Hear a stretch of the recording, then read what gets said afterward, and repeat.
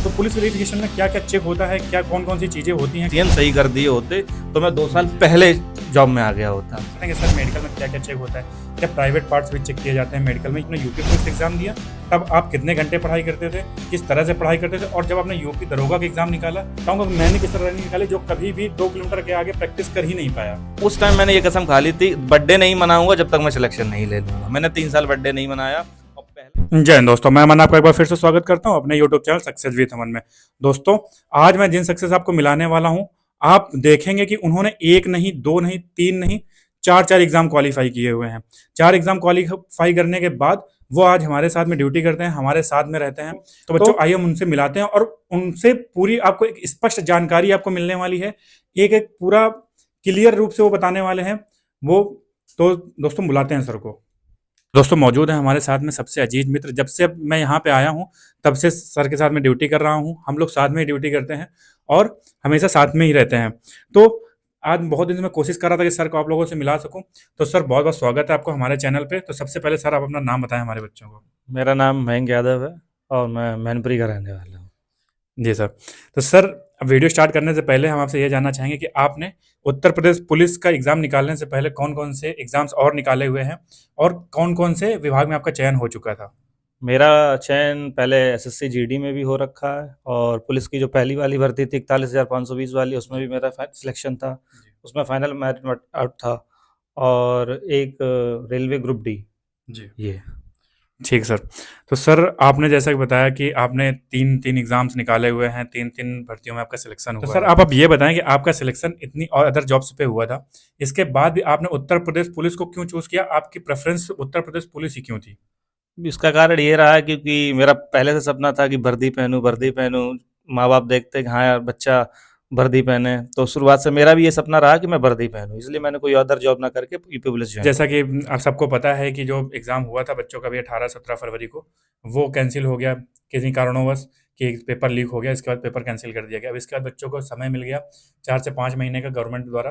तो सर हम अब ये जानना चाहेंगे आपसे कि आप हमारे बच्चों को बताएं कि इन 4 से 5 महीनों में जो इनको मिला हुआ है समय, वो किस प्रकार से ये बचे हुए समय को अपना यूज करें जिनसे उनका सिलेक्शन हो पाए, क्योंकि बच्चे अब बिल्कुल डिमोटिवेट हो चुके हैं। अब वो पढ़ाई की ओर उनका ध्यान ही नहीं जा रहा है और अगर सबको पता है कि अगर वो इस तरह करेंगे तो उनको ये वर्दी पाने का जो सपना है वो पूरा नहीं हो पाएगा।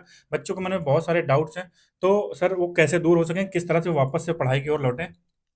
मेन चीज़ ये है बच्चों को पहले तो डिमोटिवेट नहीं होना है। आप देखिए सपना देख रहे हैं यूपी पुलिस का, तो आप उसको पूरा करिए।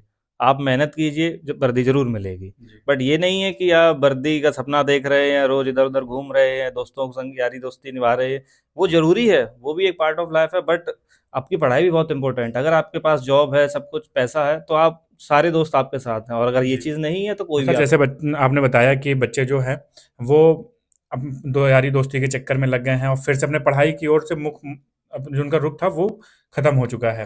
अब उनके अंदर जो आग थी वो थोड़ी ठंडी होती दिखाई दे रही है, क्योंकि मैं जब मेरे को पता था जब एग्जाम हो रहा था इन लोगों का, फिर तब मैं देखता था लोगों को, बहुत सारे लोग एक्साइटेड रहते थे एग्जाम को लेकर कि सर कैसे पढूं, क्या पढूं, वो बहुत लोग टेंशन में रहते थे। लेकिन अभी देखने को आ रहा है कि कोई भी इतना रुचि नहीं ले रहा है, जबकि सबको पता है सर कि अगर ये पढ़ाई 3-4 महीने की जो पढ़ाई है अगर वो नहीं करेंगे तो उनका सिलेक्शन होगा नहीं। और उनके पास दूसरा ऑप्शन भी नहीं है कि बहुत बड़ा घर वालों को बहुत बड़ा बिजनेस है कि नहीं हम बिजनेस चला लेंगे या फिर कुछ भी, इसके बाद भी पढ़ाई नहीं कर पा रहे हैं। तो सर ये बताएं कि जिनका कोई अदर ऑप्शन नहीं है, इसके बाद भी पढ़ाई नहीं कर रहे, तो किस तरह वो मतलब क्या करें ऐसा कि वो वापस से उनको वर्दी मिल सके? इसका एक मेन रीज़न ये आता है सामने, जब लड़कों में आजकल ये क्रेज़ है कि फॉर्म आया, फॉर्म फिल करो, तब पढ़ाई करो, जबकि ऐसा बिल्कुल नहीं करना है। मैंने ये चीज़ भी देखी, जो लड़के 2-2 3-3 साल तैयारी कर रहे थे, उनका बहुत अच्छा स्कोर गया इस बार। ठीक है, बहरहाल पेपर लीक जी हो जी गया, जी लीक हो गया, कैंसिल हो गया, वो चीज़ एक अलग है। बट जो 2-3 साल से मेहनत कर रहे हैं, तो उसका सिलेक्शन कोई रोक नहीं सकता। जी अब लड़कों का क्या है कि 1 महीने पहले उन्होंने फॉर्म भरा, अब 1 महीने में तैयारी कितनी ही कर लेंगे वो। जी फिर वो भागते हैं, ये गाइड वो गाइड ये गाइड, तब कुछ नहीं काम आने वाला। आपकी मेहनत काम आएगी जो आपने 5-6 महीने 1 साल पहले कर रखी है। जी तो ये नहीं सोचे कि हाँ अब एग्जाम डेट नजदीक आ गई, 1 महीना रह गया, अब मैं पढ़ाई स्टार्ट करूँ, ऐसा बिल्कुल नहीं करना है। आपको कंटिन्यू पढ़ाई रखनी है। पेपर कैंसिल हो गया, आपके लिए बहुत अच्छा है। जी आप दोबारा पेपर देंगे, एक एक पेपर का आपने ले लिया एक्सपीरियंस, अब दूसरा पेपर आने वाला है इसी का, तो आप दूसरे पेपर देने जाएंगे तो कहीं ना कहीं आपको ये भी रहेगा कि मैं एक पेपर दे चुका हूँ। इस चीज को माइंड में निकाल दीजिए कि पेपर की डेट आएगी तब मैं पढ़ाई स्टार्ट करूंगा, वो नहीं करना है। आपकी डेट जब भी है, आज से 5 महीने, 6 महीने, 1 साल बाद, आप निरंतर पढ़ाई करते रहिए। कोई सिलेक्शन रोक नहीं सकता। जो बच्चा पढ़ेगा उसका सिलेक्शन 100% है। और सबसे ईज़ी पेपर निकालना पुलिस का ही है। इससे जी, जी। ईज़ी कोई एग्ज़ाम आता नहीं है। बहुत ही ईज़ी है। जी। आप बस मेहनत कीजिए, सब हो जाएगा। तो बच्चों, मैं एक चीज़ आपको बता दूँगा, सर का यूपी दरोगा में जो वैकेंसी आई उसमें भी सर का चयन हुआ था, लेकिन फाइनल मेरिट पे किसी कारणवश उनका सिलेक्शन नहीं हो पाया। लेकिन तो सर, अब हम आप ये बताएं, आप अपने पढ़ाई का सर शेड्यूल बताइए कि आप किस तरह से पढ़ाई करते थे जब आपने यूपी पुलिस एग्जाम दिया, तब आप कितने घंटे पढ़ाई करते थे, किस तरह से पढ़ाई करते थे, और जब आपने यूपी दरोगा का एग्जाम निकाला तब आपने किस तरह से मेहनत की। सर सारा सब कुछ बताएं हमारे बच्चों को, जिससे उनको एक गाइडेंस मिल सके। मेन चीज़ ये थी कि मैंने दरोगा वाली के लिए इतना पढ़ाई नहीं कर पाई, जी। जितनी मैं अदर एग्ज़ाम में जब कर रहा था, जैसे जीडी है और ग्रुप डी है, उस टाइम मैं पढ़ाई कर रहा था। जी। क्योंकि उस टाइम मेरा एक सिलेक्शन हो गया, तो मैंने दरोगा की तरफ एक थोड़ा माइंड में हो जाता है ना कि यार एक सिलेक्शन तो हो चुका है, दूसरा क्या अगर नहीं भी होता है तो कोई दिक्कत नहीं है। जी। तो उस टाइम पे मेरी इतनी अच्छी पढ़ाई नहीं हो पाई थी। बहरहाल जब मैं तैयारी कर रहा था, जब यूपी पुलिस की, जब मैं बेरोज़गार था, आज से 17-18 के टाइम का बता रहा जी। हूँ, तो मेरा ये शेड्यूल था कि मेरी जीएस कमज़ोर थी। जी। तो बहुत पढ़ रहे थे, नहीं समझ में आ रहा। तो सबसे पहले मेरा एक ही चीज़ हुआ कि सुबह 4 बजे उठना है, जी। किसी भी कीमत पे। वैसे मैं उठ नहीं पाता था क्योंकि मैं 4 बजे ही सोता था। मेरा ये था कि मैं 4 बजे ही सोता था। फिर मैंने शेड्यूल अपना बनाया, 2-3 दिन, 10 दिन दिक्कत हुई, मैं 4 बजे उठना स्टार्ट हुआ। फिर अपने जो भी सुबह काम होते हैं वो भी फ्रेश होके आदमी मुँह धुल के आप बैठ गए। तो मेरा यही था कि सबसे पहले मैं सुबह उठूँगा और जीएस रटूँगा। जी। जीएस एक ऐसी चीज़ है, भूल जाता है इंसान, एक बार पढ़ा, 2 बार पढ़ा, आप निरंतर पढ़ते रहिए, रिपीट कीजिए जीएस को। जीएस ऐसा सब्जेक्ट है, आप रिपीट करेंगे, आपको अच्छे से याद रहेगा। जी। तो जीएस में सबसे पहले सुबह उठाता था, 2.5-3 घंटे जीएस पढ़ा आपने, फिर करंट अफेयर्स पे आ गए, फिर मैंने मैथ पढ़ी 1-2 घंटे, मैं लगभग 5-6 घंटे का एक स्टार्टिंग कर देता। तो मैं 8-9 बजे, 10 बजे उठा, जी। फिर मैंने अपना नाश्ता-वास्ता किया, फिर अपना नहाए-धोए अपने, फिर दोबारा 2-3 घंटे का पढ़ा, लगभग 2 ढाई बजे तक, बस फिर मैं सो गया। जी। फिर 4-5 घंटे फिर नींद ली मैंने, फिर मैं पढ़ने बैठ गया। तो फिर मेरा चल रहा है 6 बजे से 7, 8, 10, 11, 12 तक बज रहे हैं। तो फिर मैं निरंतर पढ़ाई कर रहा हूँ उसी शेड्यूल में कि पहले जीएस उठाई 1.5-2 घंटे, जो सुबह पढ़ा है वही दोबारा हमें रिपीट करना है। मेरे हिंदी में 37 में से 33 नंबर है। 33 33 क्वेश्चन सही है 33 क्वेश्चन मेरे ठीक हैं। जी। अब ये सोचिए, तो ऐसा नहीं है कि मैंने बहुत ज़्यादा समय नहीं दिया बहरहाल हिंदी को, पर मैंने उसको गहराई से पढ़ा कि मेरा अगर एक भी क्वेश्चन है छूट ना जाए जी। किसी भी कीमत पर। बहरहाल मेरे 4 क्वेश्चन नहीं हुए, वो मैंने छोड़ दिए थे, वो समझ में नहीं आया क्योंकि माइनस मार्किंग भी मैंने उसमें रखी जो है। 41,520 में फाइनल मेरिट आउट था, तो उस टाइम मेरे साथ एक इंसिडेंस हुआ कि एससीएम आया था, जी। तो वहाँ 40 की जगह मैं 400 रख के और मैंने वो निकाल दिया। और मेरा जो फाइनल मेरिट में आउट हुआ था, मैं 0.016 से आउट हुआ था। तो उस टाइम इतना बुरा लगा था कि आज वो अगर एससीएम सही कर दिए होते तो मैं 2 साल जी। पहले जॉब में आ गया होता। जी। जी। और इतना बुरा लगा था क्योंकि जिस दिन रिजल्ट निकला उसके अगले दिन मेरा बर्थडे था। उस टाइम मैंने ये कसम खा ली थी, बर्थडे नहीं मनाऊंगा जब तक मैं सिलेक्शन नहीं ले लूंगा। मैंने 3 साल बर्थडे नहीं मनाया, और पहला बर्थडे मेरा आरटीसी आगरा में हुआ। ये भी एक चीज है कि आदमी सोच लेता है तो वो कर जाता है। जी। आप लोग करिए, सब कुछ सही रहेगा। तो सर, अब हम सर बात करेंगे कि रनिंग को लेके बहुत सारे बच्चे हैं जिनकी रनिंग, उनकी सांस फूल जा रही है, उल्टियाँ आ रही हैं, दौड़ते हैं पैर दर्द करने लग जा रहा है, रनिंग हो ही नहीं पा रही है।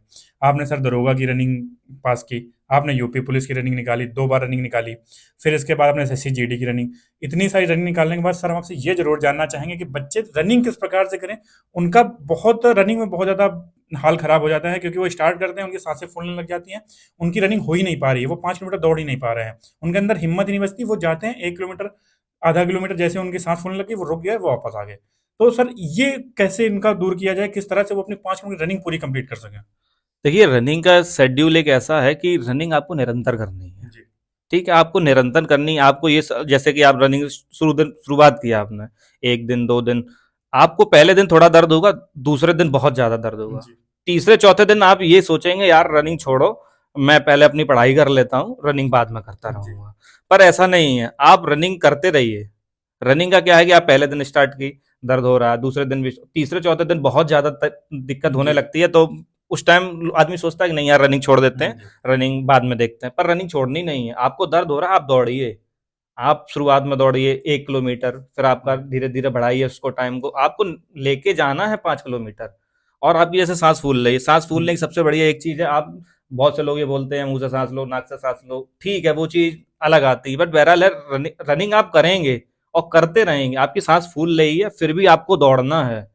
जी। आप मेन चीज ये है, हाँ। अगर सांस फूल रही आप रनिंग कीजिए, फिर भी अगर आपके आगे सांस फूलने लगी आप एकदम रुक जाते हैं या फिर धीरे धीरे पैदल चलने लगे, ये नहीं करना है। तो फिर वही चीज आपकी सांस हमेशा ही फूलती रहेगी। जी। आपको सांस फूलने लगी, आप प्रॉपर दौड़िए, फिर भी धीरे धीरे धीरे धीरे धीरे दौड़ते ही रहिए, क्योंकि वो सांस कंट्रोल करने में टाइम लगता है उसको। जी।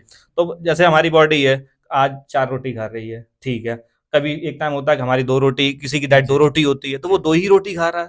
जबकि कोई आदमी 6-6, 4-4 जो भी अपनी जिस जी। जिस हिसाब से, तो वो एक बढ़ानी पड़ती है अपनी स्पीड, ठीक है? उस हिसाब से आप करेंगे तो आपकी सांस फूलने की दिक्कत बिल्कुल खत्म हो जाएगी। जी। और निरंतर कीजिए, ऐसा नहीं रनिंग कुछ नहीं है, मैं रनिंग निकाल चुका हूँ, 4-4 मेरी रनिंग निकल गई हैं। बहरहाल मैं यूपी पुलिस की जो पहली वाली भर्ती थी उसमें 18 मिनट 56 सेकंड में निकाली थी मैंने। 18 मिनट में 5 अठा किलोमीटर। हाँ, 5 किलोमीटर मैंने निकाल दिया था। और दूसरी वाली जो थी जिसमें मैं सिलेक्शन हुआ हूँ, वो मेरी 23 मिनट में निकली थी। बहरहाल नहीं उतना कर पाए थे जी। उस टाइम तैयारी। और जो जीडी वाली थी वो भी अप्रॉक्स 22.5 के अप्रॉक्स वो भी निकल गई थी। तो बच्चों, जैसे सर ने बताया कि आपको रुकना नहीं है, आपको दौड़ते जाना है। जैसे मैंने आपको पहले भी बताया, जैसे मेरी रनिंग थी कि मैं कभी भी प्रैक्टिस में दौड़ ही नहीं पाया, मैं कभी भी नहीं दौड़ पाया। लेकिन अब मैं जब फाइनल में दौड़ा जाकर तब मैं 5 किलोमीटर रनिंग निकाल के आया। क्योंकि जब रनिंग करने जाते हैं तो आपका मेंटल रूप से आप कितने स्ट्रांग है ये मैटर करता है, कि आपकी जो दृढ़ शक्ति है, आपकी जो इच्छा है, इच्छा शक्ति आपकी बहुत बड़ी वहाँ पे काम आती है। तो मैं कभी मौका मिले तो मैं बताऊंगा कि मैंने किस तरह रनिंग निकाली, जो कभी भी 2 किलोमीटर के आगे प्रैक्टिस कर ही नहीं पाया। मैं बताऊंगा अगर आपको टाइम मिला तो। फिर इसके बाद अब सर बात करेंगे पुलिस वेरिफिकेशन की। जिस तरह सर पुलिस वेरिफिकेशन होता है, तो पुलिस वेरिफिकेशन में क्या क्या चेक होता है, क्या कौन कौन सी चीज़ें होती हैं, कौन कौन, जब आपके यहाँ पे पुलिस आती है, सब जांच करती है, क्या क्या पूछती है, ये सारी चीज बच्चों को बताया, क्योंकि बच्चों को बहुत सारे डाउट्स हैं इसमें। पुलिस वेरिफिकेशन में कुछ ऐसा नहीं रहता है कि वो आपके घर आते हैं या जो भी आते हैं, बहुत सी जगह घर भी नहीं जाते हैं। नॉर्मल है, आपके पास कोई केस नहीं वगैरह होना चाहिए, ये जी। चीज़ें भी चेक की जाती हैं। बहरहाल आप ऐसे कोई अपराधी तत्व ना कर रखे हों, इस चीज़ों से भी बच के रहना है। जी। मेन चीज़ है कि इनसे बच के रहना है। जी। आप जी। स्टूडेंट लाइफ में जी रहे हैं, आप किसी दोस्ती यारी में किसी के साथ चले गए, वहाँ कोई बात हो गई, आपका नाम आ गया, इस चीज़ से बहुत बच के रहना है, जी। क्योंकि जी। आपको तैयारी पुलिस की कर रहे हैं और फिर आप वही काम करेंगे तो वो भी चीज़ अच्छी नहीं है। तो जी। मेन चीज़ इन चीज़ों से बच के रहिए। और पुलिस वेरिफिकेशन में ऐसा कुछ खास नहीं होता, वो घर आते हैं, आपकी 2-3 चीज़ें चेक करनी होती हैं, उनको जाति प्रमाण पत्र, मूल्यवास कि हाँ प्रॉपर वैलिड है कि नहीं है। पता चलता है कुछ लोग जी। अदर बनवा के जी। जी। जॉब जी। जॉब के लिए हेल्प अप्लाई कर रहे हैं।